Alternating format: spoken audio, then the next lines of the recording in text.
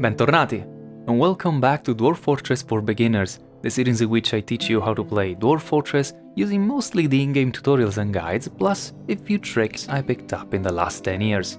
In this episode, we continue talking about trading. So let me remind you that we explored item value in episode 8, the trading agreements we talked about in episode 10, and now we continue with trading part 3, haggling at the depot. So as we jump back in game, we find the first Dwarven caravan to visit this fortress as they are unloading their goods at the trade depot. And as they do so, these items become visible as they are set up on display on the left counter. At this point, if we click on the depot, we are presented with some options and details that weren't there before. Before talking about the buttons in the top part of this screen, I wanted to point out that just like any workshop's info screen, this one for the depot has a full list at the bottom of it that has all the items stored in it. And of course, these are the items brought by the caravan itself. As of version 50.05, this is the only place I know of where you can click on the magnifying glass of an item to get a detailed view of it before buying it. So for example, if you wanted to know more about this large gem here before we buy it, we can click on the magnifying glass icon and read the full description. Now, to actually begin buying and selling stuff, we need two things to happen. Number one, we need to bring something over to sell, and number two, we need one of our dwarves to come haggle prices with the merchants. You do not, strictly speaking, need a broker. You can click on anyone requested at depot. This would mean any citizen, just anybody, can come in and do the wheeling and dealing. However, if you have a broker, that's much better, because most probably you selected a broker that has some meaningful skills associated with the task of trading. In our case, Sazir is our broker. It's shown in here and it says that they can access the depot, so they are not locked in a room somewhere, for example. They are currently processing plants to a bag, but when we click in here and actually unpause, they will for sure get in here and start with the trading. If instead of a dwarf in here you see a message that says you don't have a broker, well, guess what? That's because you didn't appoint one.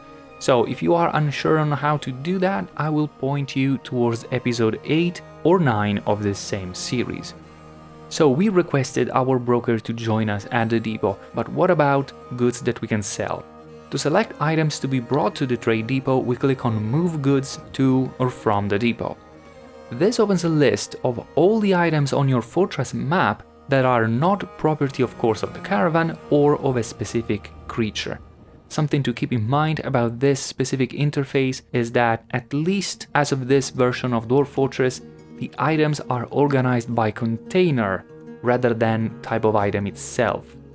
So for example, when I see on the left a category for earrings but not for amulets or rings, that's just because a few earrings are currently stored outside of a bin.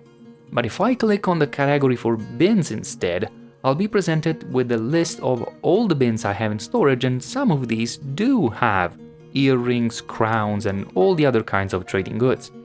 Thankfully, you can click on the bins and also other type of containers to expand the list and see their contents. Plus, the name of the bin should reflect the kind of items stored inside. To order some of these bins to be moved to the depot, or any other item really, we can simply click on the square to the right. The green checkmark confirms that these bins will be moved. So in here I'm just going to select a few of these bins that contain items that I'd like to sell. Not to be mistaken with boxes. Boxes are chests and stuff like that. That doesn't mean you cannot sell them though. You can sell pretty much anything you want, at least to the dwarves and the humans. I made a bunch of statues. I'm gonna select all the statues to be brought to the trade depot. And then even stones? Let's select these mudstone boulders, and in tools... this is really interesting. I was almost forgetting. If you make rock pots together with barrels, the pots are listed under tools. It's one of the little idiosyncrasies of this game. I don't really wish to sell dwarven wine though. I will want to find some barrel full of meals maybe. Those fetch a pretty price. However, Look at this excellent Hazelwood wheelbarrow. Isn't it amazing? I want to try and trade this. Then meals. So let's select barrels. Prepare food barrel. Look at this one. Almost 1,000. Let's bring that. Now you may have noticed that there is a search bar up here, but I'm not using it too often. Let me show you why. So if I try and search for food, for example, it seems to be doing a pretty good job, narrowing down the list to only this prepared food barrel. If I, however, try searching for finished goods, the results don't really seem to make much sense. The only way I can explain this behavior is that this search function can only narrow down the list to these item groupings, and for some reason all our bins are grouped by material. So all our cherry wood bins are grouped together and all the peach wood bins in a separate group. These entire groups of bins show up in the results because at least one cherry wood bin contains finished goods, and same thing applies for at least one peach wood bin. So yes, the way bins are handled and the way this search function works is definitely convoluted. However, please do remember that this game is 1, massive, 2, was made practically by one coder and one writer, and only started having a graphical interface very recently, so most probably kinks like these will get smoothed out in the future. Lastly, there's a couple of buttons to the right of the search bar that allow you to sort the items by value or by distance from the depot, but the usefulness of these is again foiled by the weird choice of grouping bins, barrels and pots by their material rather than what's inside, as the sorting only happens inside each group. Anyway, with all the things that we wanted to select selected, we can right-click to close this and unpause, so that our dwarves can stream in with all the goods and bring everything on the right table.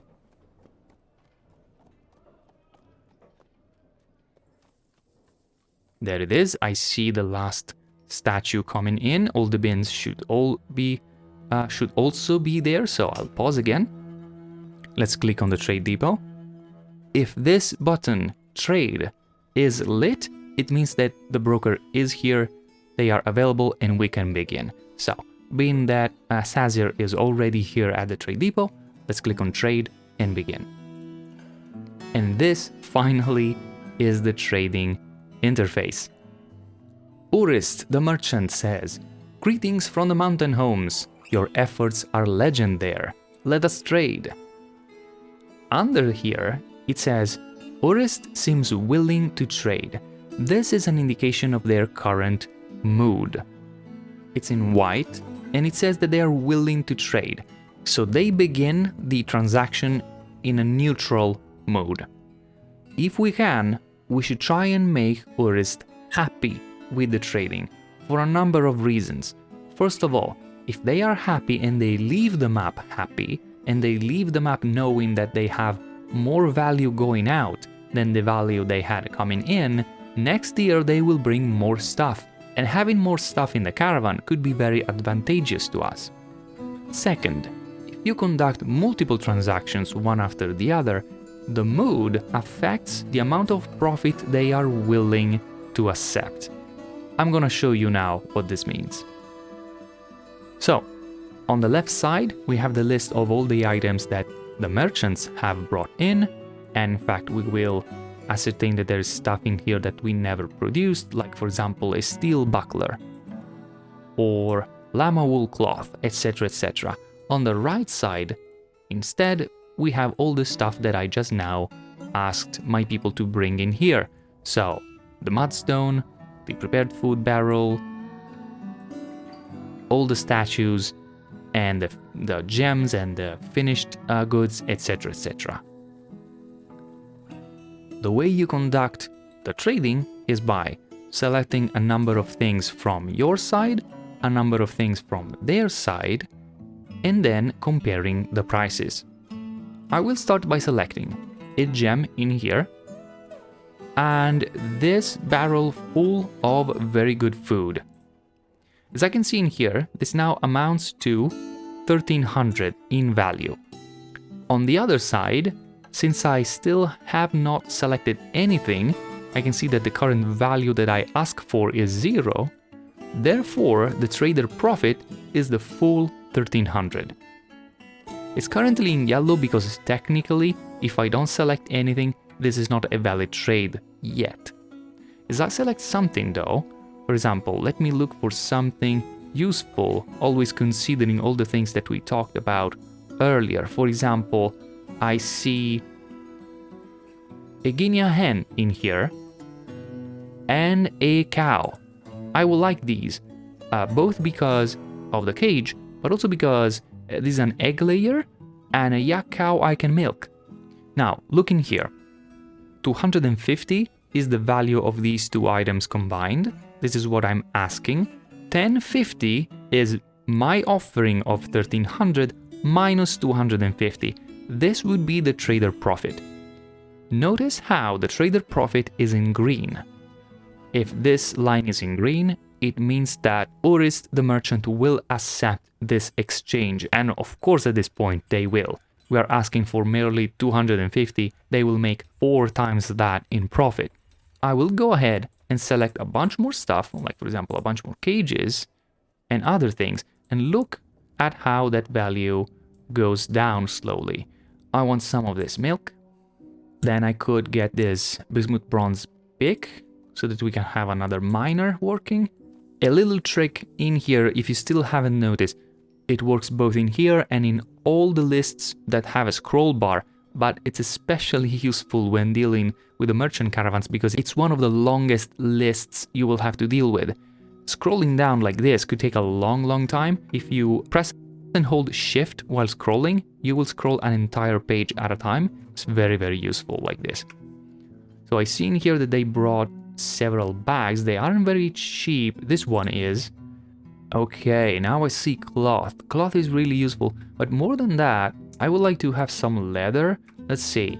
Okay, this is a leather bin. So this is full of leather for just 90. I will ask for this. And then maybe some cave spider silk cloth. So give me this, then maybe some yarn cloth. Yes, please. Thank you. Also this, and wait a second, I just noticed it's not in green anymore. The trader profit is not in green. If I were to click on trading here now, they will not accept this trading. More than that, their disposition will degrade. The more you try and offer a deal that they don't like, the less happy they will be. So try not to do that, especially the first time around. So let me go ahead and unselect some of this stuff until I get in a place where they are still making a substantial profit. So here's the commonly accepted strategy to get good deals with the merchant caravans. Make a first offer specifically geared towards raising their mood. I believe that both the total profit and the ratio contribute to that. So you can try with an offer between 12 and 1500 while only requesting for about half as much. Ooh, that number there. Is that a lucky number? I don't know. Let's try. Trade. Look at that. Wonderful. Thank you for your business. Urist seems pleased with the trading now. So they are not neutral anymore. They are pleased. They could be even happier than this, but we are getting there. Now this means that as we trade more, they will now be willing to accept smaller and smaller margins of profit. So let's go ahead and prepare a second offer. I again start by selecting items on my side, but you can totally start by selecting items you think you need from the left side if that's what you prefer. Let's put this cherry wood chest on the plate. Rings, a scepter, rock salt earrings, why not pigtail socks, a very pricey silver crown. Now let's stop at that. That's a really nice amount of value right there. Let's look at other stuff that we may like or need. If at this point you are still unsure about what you should buy, let me remind you that I've covered a few of the most important materials to keep around while talking about trading agreements in the episode right before this one, so that would be trading part 2. But to sum it up, the reasoning revolves around making sure that you always have a few pieces of all the different kind of raw materials at hand just so that you can satisfy the creative urges of a dwarf taken by a strange mood, which means that they would craft an artifact out of it. Okay, at this point, if I add another item, we go in the yellow. So I will stop in here. Notice this. They are making a good amount of profit. It's more than 1k, but it is less than half of the value I'm asking. So the margin is reduced compared to what we had previously. And it is still green, meaning they will for sure accept. Let's try and get in a place where we are not really sure if they will accept or not. So let's try and slowly add something. Okay, just like that. I added another pigtail bag for 60, and that seems to be just slightly over the threshold. If I now try to go ahead with this offer, depending on the merchant's mood, how good my broker is and how small the margin is, the merchants might either accept, they might simply say no, or they might make a counter offer. So let's try and click on trade and see what happens. There you go, they made a counter offer. Please understand, the journey must be profitable. Perhaps you'd consider tossing in a little extra? In practice, this means the merchant is asking for a few additional items from our side in order to balance the scales a little bit more in their favor. They usually go a little bit overboard with this. As you can see, they put in a single pigtail sock for 50 to counterbalance the pigtail bag at 60, but also this decorated cherry wood scepter for 1200. What you do in this case, you can say OK in here, and you are still able to play around with the price. So I'm gonna go ahead, find that extra scepter and remove it because that's definitely too much. And since they selected a pigtail sock, where is it? In here, I will say, sure, you know what, get a pair of socks, that's gonna be so much better. Get also this other pair of socks. So let's check again, profit margin seems to be in the green again, let's trade for this. And not only now they accept this offer, but they are ecstatic with the trading. Now whether you want to haggle or not, I suggest you conduct your trading in multiple batches rather than trying to buy everything at once. Why? Well, first of all, because as you've seen, you will have more chances to bring the merchant's mood up and get better deals going on, but also because your broker gets a certain amount of skill points in one of their social skills every time they make an offer. According to the wiki, they get skills even if the offer is refused. One last thing that needs mentioning when it comes to the caravan, and it is the reason why I brought in a lot of very heavy stuff. So now if I select a lot of these very heavy things like statues and all these stone boulders, look in here, it says excess weight. Every caravan, depending on how many pack animals they have or if they came with either pack animals or entire wagons, they have a maximum limit of weight that they can carry. Right now I'm offering very heavy cargo, so all these pieces of mudstone that really doesn't make sense to sell because they are only worth 3 each. But this is just to show you, if I were then to say this is a value of 353, I would like you to give me even just a single iron bar. If I click on trade, they say, I wish I could take so much, but my animals have pity of my animals. So I will unselect all the stones. And I would say, you know what? Actually, we don't really need to make another trading. All these statues are much better used, scattered around my own fortress, and make my own dwarves happy. Alright, this should have covered the basics of trading at the depot. Now, for the sake of completeness, I'll load another save in which we get visited by a human caravan. Human caravans arrive during the summer, and apart from that, aren't really that much different compared to a dwarven caravan, as they'll accept pretty much anything you offer them. So let's go ahead and load that up. Alright, here we are. It is summer, early summer. The fortress is slightly different, and look at that, perfectly timed. The human caravan just showed up. Let's go and look for them. So others, Here are the merchants. We can follow them if we want. But it's practically the same things. All caravans do the same thing. The only variables are what kind of race they are, what kind of civilization do they come from. So the stuff they bring will vary depending on the civilization, and if or not they come with pack animals or wagons, and if they also bring a liaison.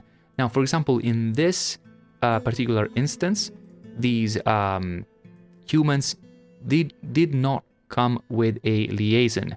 They could have, though. So if a human liaison shows up, you will have a trading agreement meeting just the same as the one we had with the dwarves. In this case, we can do the same. We can say broker requested a depot, move goods, and pretty much do the same thing. Nothing changes in here, so there is no reason for me to go through the entire thing all over again. I'll just quickly move a bunch of goods into trade depot just to show you the slightly different set of goods that you can get from the humans. Okay, and here we are in the trade screen. Of course, my goods are very different because several seasons did go by in this world. So I will begin this one by raising their disposition by offering a complimentary prepared food barrel. Can I click on here in this one? Not really. In the other screen I could. Not in this one, actually. You can't interact with containers. But let's select this very nice prepared food barrel for a value of 1520. And in exchange, I'm only gonna ask for a few things for the sake of giving them this wonderful gift from Dwarven society. So let's ask for a few of these, either toys or instruments. That's it. They will make a profit of more than 1k. Click on trade. There you go. Samir seems pleased with the trading. Now, what are the things that you should be aware of when trading with the humans? Let's scroll down. These humans coming from a different civilization will have a different selection of base materials. So the stuff that you get are going to be made, for example, the specific metals they have access to. Also, they could bring different types of animals in cages. All the different civilizations both have access to a different fauna, but also have different knowledge of how to tame specific kinds of animals.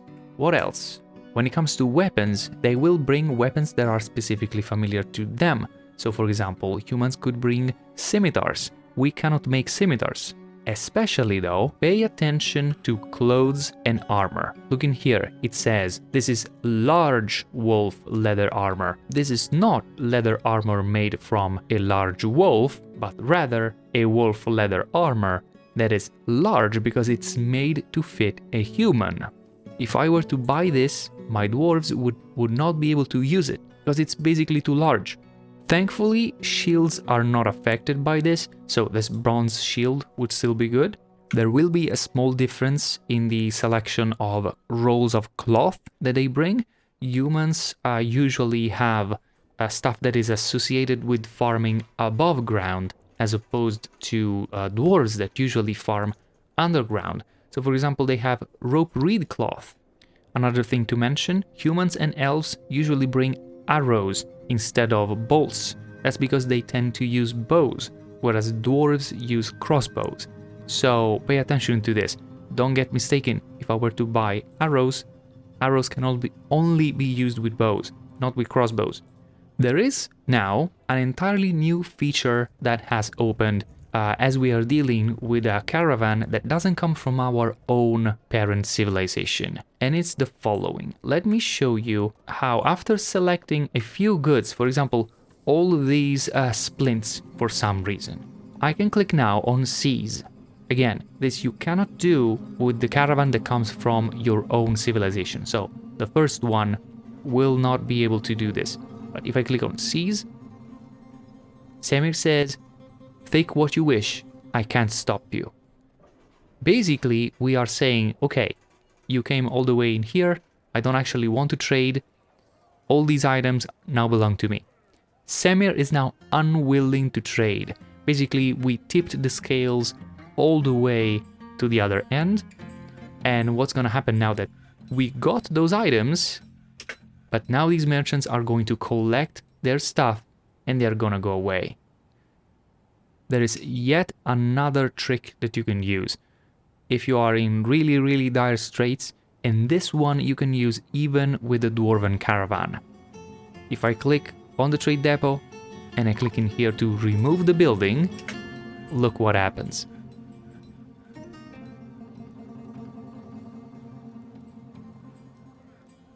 There you go. The depot was dismantled and all the items contained within it are now on the ground. And thus, they're up for grabs. So basically, this is a way to obtain all the stuff that the merchants brought. However, I strongly suggest you not do this because the caravans are smart enough to understand that when they leave your map, they have less value compared to what they had when they came in. So this will in time erode your standing with that civilization. Do this enough with humans or elves and it may bring to open hostilities. And this is it for trading part 3, Haggling at the Depot. There's one more installment to this trading mini-series, so stay tuned because in the next one I'll teach you how to trade with elves. And if you're thinking that it's not worth trading with the pointy-eared 3 huggers, wait until you watch next episode because there is at least one very compelling reason to suffer through it. That said, thank you so much for watching, and I hope to see you again in the next episode. Alla prossima!